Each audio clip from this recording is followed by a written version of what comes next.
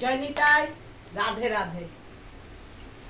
ফসল তো ভেন্ডিটা আমরা সব রকমই খেয়েছি। এইভাবে ভেন্ডিটা আজকে আমি বানিয়েছি। অল্প ভেন্ডি ছিল বলে একটা আলু দিয়েছি, টমেটো দিয়েছি, আর সম্বাদ দিয়েছি তিল, মশলা দিয়েছি কাঁচা লঙ্কা, ধনিয়া, জিরে আর টমেটো, লাস্টে বাদাম বেটে দিয়ে বাদাম আছে, আলু সিদ্ধ রেখেছি এই যে। আর তার সাথে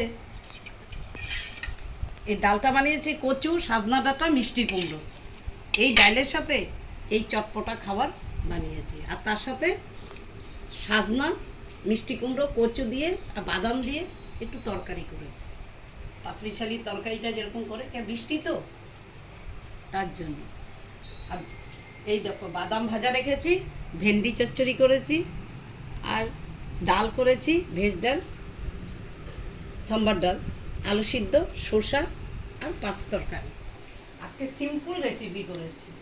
জয়নিতাই, রাধে রাধে।